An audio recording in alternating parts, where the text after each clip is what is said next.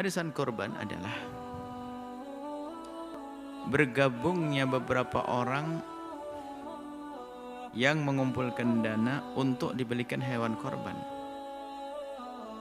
Dan yang akan berkorban dengan hewan tersebut adalah salah satu dari anggotanya. Kemudian di tahun berikutnya, perkumpulan tersebut mengumpulkan dana lagi. Lalu membelikan hewan korban. Dan hewan korban tersebut untuk salah satu dari mereka selain yang sudah mendapatkan giliran kurban. Begitu seterusnya hingga semua anggota arisan bisa merasakan ibadah kurban.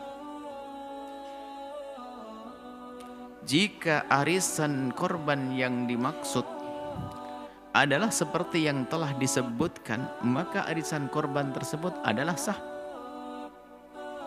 dan dianggap sebagai korban.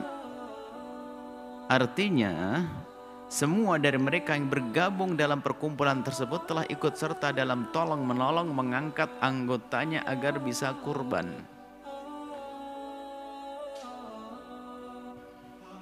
Tentunya ini dengan catatan nanti kita tambahkan pada cetakan berikut. Kalau memang ini adalah orang-orang yang nggak mampu. Nah, kalau banyak duit korban arisan, bukankah korban setiap orang sunnah untuk berkorban? Setiap tahun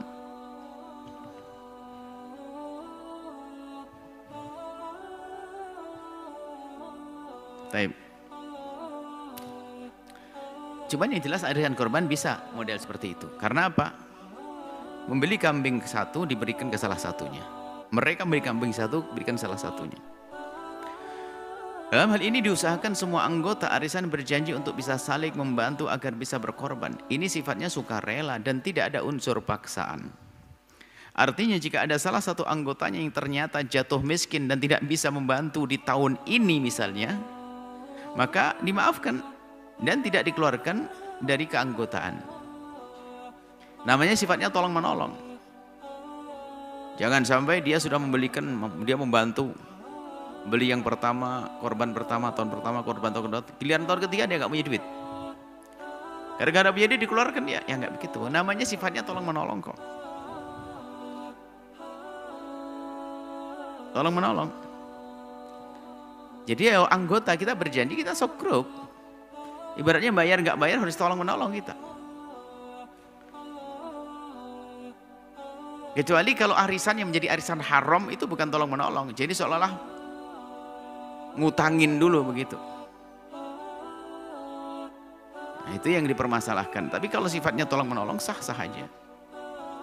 Baik, di tahun yang akan datang bisa jadi dia mendapatkan giliran korban karena ini sifatnya tolong menolong. Biarpun di tahun sebelumnya dia tidak bisa membantu karena tidak mampu, maka dia tetap berhak mendapatkan kesempatan untuk ditolong agar bisa berkorban. Artinya dalam arisan harus ditonjolkan sisi tolong menolong. Ini berlaku bukan dalam arisan korban saja, akan tapi semua bentuk arisan harus atas dasar tolong menolong. Kalau tidak atas dasar menolong yang tidak diperkenankan, itu nanti kita sudah ada pembahasannya masalah itu arisan. Baik, selesai. Kita masuk korban online. Korban online adalah korban dengan cara mengikuti program yang diadakan oleh seseorang atau sebuah anggota organisasi atau lembaga dengan cara mentransfer uang untuk dibelikan hewan korban sekaligus untuk disembelihkan dan disalurkan online. Sekarang kan gaya online-onlinean. Gimana kalau kita beli korban lewat online atau sekaligus ada kami melayani korban penyaluran sekarang kita ngirim ke sana bagaimana? Secara zahir hal ini tidak bermasalah karena seseorang yang berkeinginan untuk berkorban mewakilkan kepada orang lain atau lembaga untuk membeli pertama. Kemudian mewakilkan untuk membeli, menyembelih dan membagikannya. Misalnya di Al-Bahjah membuat kurban online yang dari Papua langsung transfer. Karena sudah ada harganya, minta dibelikan kambing sekitar harga begini, kirim duit. Mereka mengirim, kita membelanjakannya. Setelah membelikannya kita menyembelih, dia sudah niat. Kan niat tidak harus saat ini, kan sudah dijelaskan kemarin. Baru setelah itu kita sembelih, kita yang membagikannya. Sah secara zahir begitu.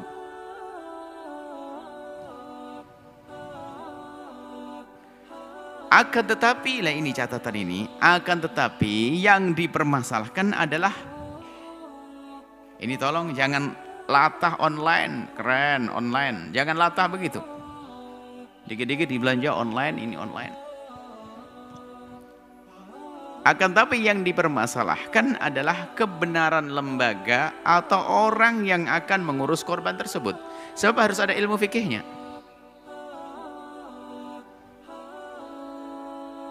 Sebab ada korban dikornetin. Ada atau tidak? Hah? Nggak tahu dulu judulnya apa tuh, gede tulisannya, ikan lohan, ikan patin. Zamannya korban dikornetin, begitu ya? Oke, gimana ini korban dibagi sepet itu, mau dikornetin dikirim kemana?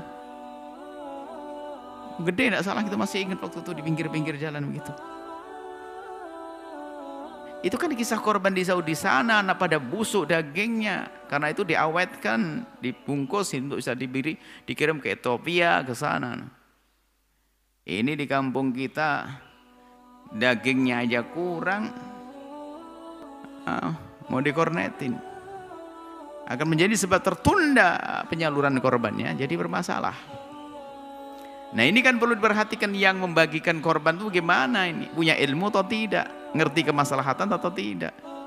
Kalau urusan kita ingin ngirim korban kemana, keluar Jawa sana karena sangat membutuhkannya, nggak pakai kornetin, kirim duit biar beli kambing di sana, selesai.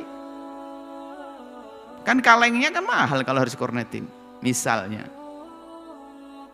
Dikalengin tuh kornet. Baik. Dalam hal ini bisa kita rinci bahwa korban online ada dua macam, di antaranya sebagai berikut. Kalau dua macam tidak ada. Akan tetapi yang dipermasalahkan adalah kebenaran lembaga atau orang yang akan mengurus korban tersebut. Dalam hal ini bisa kita rinci bahwa korban online ada dua macam. Sehingga sebagai di antaranya ya. Apa itu? Yang pertama, jika korban secara online melalui lembaga yang sudah dikenalnya dengan benar, misalnya Anda mengenalnya dengan benar, lembaga-lembaga terpercaya. Terpercaya dari sisi ilmunya, ada fakihnya di sana, kejujurannya dan keilmuannya. Maka di saat seperti itu korban dengan online bisa dibenarkan, nggak ada masalah. Tapi yang perlu diwaspadai latah. Jika lembaga atau orang yang akan mengurus korban adalah lembaga atau orang yang kita sama sekali tidak mengenalnya, sebagus apapun promosi yang disuarakan, maka hendaknya kita jangan mudah terpesona, karena mungkin sekali lembaga tersebut adalah lembaga yang tidak benar. Maka yang lebih aman adalah kita tetap menyerahkan hewan korban atau meminta tolong kepada lembaga yang ada di kiri kanan kita atau yang sudah benar-benar kita kenal. Ya ini kalau langsung menyerahkan langsung, kita sembelih langsung, atau minta tolong lembaga yang sudah terkenal, sudah masyhur dan amanat, sudah terbukti lah gitu maksudnya. Ya, kalau tidak repot nanti. Kalau seandainya saya sudah terlanjur korban online, bagaimana? Insya Allah dapat pahala, nggak ada masalah. Sudah terlanjur, nggak usah dipikirin. Cuman ke depan harus, jangan sampai rupanya di situ ada orang yang tidak benar, seneng ngumpulin begitu, nggak kemana-mana.